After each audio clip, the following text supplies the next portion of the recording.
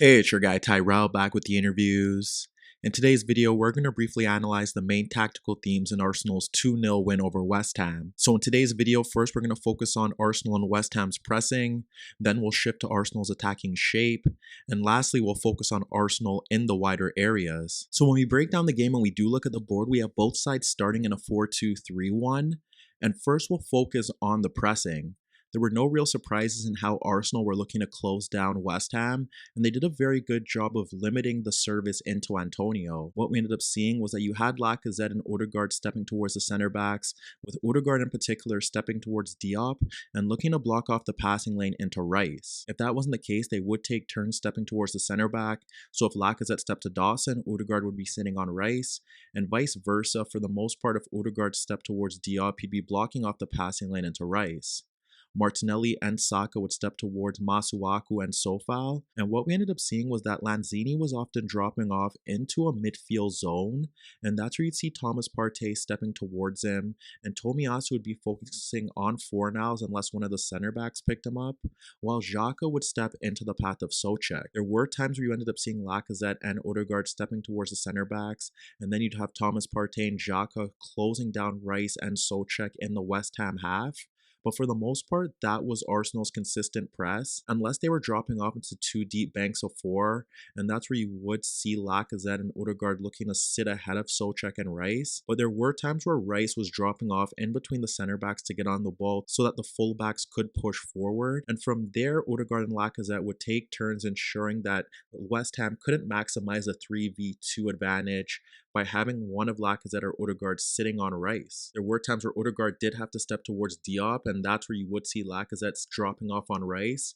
But for the most part, Arsenal's pressing was straightforward and efficient. Ultimately, in terms of West Ham's attacking shape, the only real issue that Arsenal encountered was the movement of Sofal down that right-hand side, because Bowen was often drifting laterally into that gap between Tierney and Gabriel, and Sofal was looking to run off Martinelli to get into advanced positions in the final third. In that situation, Tierney would step out to Sofal and Gabriel would pick up Bowen, but Martinelli did a very good job of often recovering his position to ensure that he was blocking off any passing lanes across Tierney. In that situation, if you look at the midfield battle, it should be Lacazette and Odegaard focusing on Rice, and Thomas Partey focusing on Fornals while Xhaka tracks the movement of Souček pushing forward. So in that situation, even if you do have Gabriel on Bowen, Martinelli is dropping off to ensure that that passing lane is clogged out, and Xhaka was tracking the movement of Souček for the most part. Meanwhile, when you focus on West Ham, it was quite similar. They had Antonio and Fornals sitting in between Thomas Partey because he was dropping off in between the center backs, and then out in the wider areas, you would see Bowen and Lanzini dealing with Tomiyasu and Tierney. What we ended up seeing in terms of Arsenal's shape was that they did shift into a 3-2-5 for the most part, and that's where you ended up seeing Xhaka dropping off into that inside left position, and you would pull out Bowen so that Tierney can push forward to peg back Sofal. In that situation, Martinelli was drifting into the gap between Sofal and Dawson, and he was looking to make runs off Sofal, but Arsenal rarely maximized that threat down that left channel. So from there, you'd have Martinelli in that Sofal-Dawson gap looking to drop off into the space between Bowen and Souček, and that's where you would see Tierney looking to push forward, and Arsenal just simply didn't play that route on a consistent basis. Odegaard was dropping off into the gap between Rice and Lanzini and shifting on the outside of Lanzini to get on the ball, while Lacazette was dropping in between Souček and Rice to receive possession. There were times where Xhaka was in more of a central position and he was sliding balls into the path of Lacazette, dropping off into that gap. And we also witnessed Ramsdale on a few occasions fizzing balls into Lacazette, dropping into that pocket of space as well. In many scenarios, if you have Antonio and Fornals stepping toward Gabriel and White, you have Souček stepping towards Xhaka, and then Rice would be tasked with stepping towards Thomas Partey. But for the most part, they ensured that they had Fornals or Antonio sitting on Thomas Partey, and if Odegaard was looking to receive the ball in the Lanzini or Rice gap, there were times where Rice was stepping towards Odegaard to apply pressure. Ultimately, in the opening half, the main threat that Arsenal did pose was down the right-hand side, as they were getting balls across Lanzini, who was often caught narrow, into Saka to run at Masuaku. Lanzini was often caught in that narrow position due to Tomiyasu drifting central and adopting an inside right position, possession, or Odegaard dropping off deeper in towards his own half, or floating around pockets of space around Lanzini. Often what you ended up seeing was that when Saka got into that 1v1, it would force Lanzini to track back to make it 1v2. At times you saw Fornals recovering for Lanzini, or it simply forced Rice to shift over. The issue that Arsenal could encounter in these scenarios, and what we've often seen from them this season, is that if there's no movement from Odegaard or Tomiyasu down that right-hand side, it would be easy for Rice and Lanzini to track back and make it a 1v3, and if you have Diop shifting across, it could be a 1v4. That ultimately results Saka into positions where he has to either beat the defenders or simply drop the ball off to Tomiyasu by dragging defenders towards the ball, freeing up the right back, and then hoping that he could dink balls in towards the penalty area. In those situations, you ended up seeing Martinelli drifting central in between the center backs, and Lacazette looking to occupy Sofal to nod balls across goal for another attacking option. However, in Arsenal's best moments in that opening half, it was Odegaard making advanced movements to peg back Rice and Diop into their own penalty area and look to combine with Saka, who would play passes into him and then make runs off Masuaku.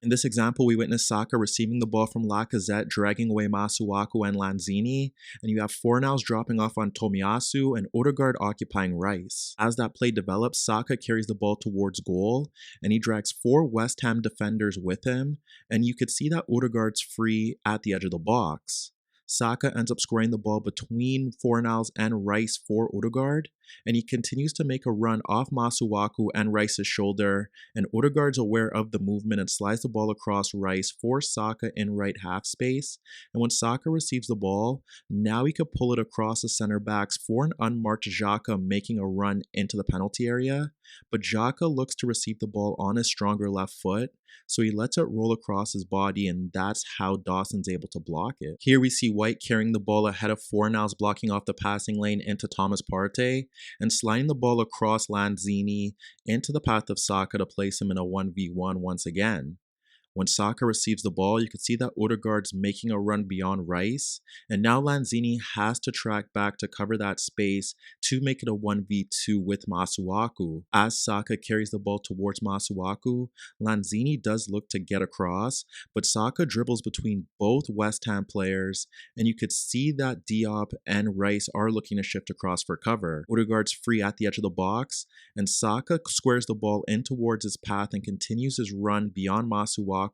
and Lanzini, but with Souček checking into Odegaard, his only passing lane is to Tomiyasu, and by the time he receives the ball, Saka's passing lane is closed out, and he can only play a loose pass into Fabianski. Or we would see forward movement from Tomiyasu as well, and we'd see slick combination play that at times just didn't work out when Arsenal got in towards the final third. When a Lanzini slip, it's Tomiyasu sliding the ball across Lanzini for Saka to break at Masuaku. When Saka receives that ball, now he's able to get himself into a 1v1 with Masuaku, and that's where you see Fornals tracking back to make it a 1v2. From there, you have Tomiyasu making a run off Lanzini and Odegaard ahead of Rice in the final third. What happens next is Saka cuts across Fornals making a challenge, and he looks to play the ball across Rice for Odegaard, and you could see that Tomiyasu's already making a run off Lanzini into the right channel. When Saka drops the ball off to Odegaard, he instantly looks to split Lanzini and Rice for Tomiyasu continuing his run down the right channel, and Saka's into the path of Martinelli in the 6-yard box, but luckily for West Ham, Dawson also attacks it, and he ensures that Martinelli can't get a shot on goal. So on the right-hand side, it was about Saka dragging markers towards him, and then having Odegaard making runs beyond Rice and Diop towards the penalty area, while Tomiyasu was pushing forward, and you could see that there are 2 players within close proximity of Saka. And then over on the left-hand side, rather than simply focusing on Martinelli dropping off into the Bowen Souček gap to free Tierney, we often saw Martinelli making those runs into the Sofal-Dawson gap or into the Dawson-Diop gap, and Xhaka making forward runs off Bowen and Souček to get into advanced positions, and that was integral to Arsenal's success in the final third. So as you can see, Arteta's approach identified several areas of weakness in David Moyes' tactical setup through Arsenal's pressing, wide play, and Lacazette's movement between the lines.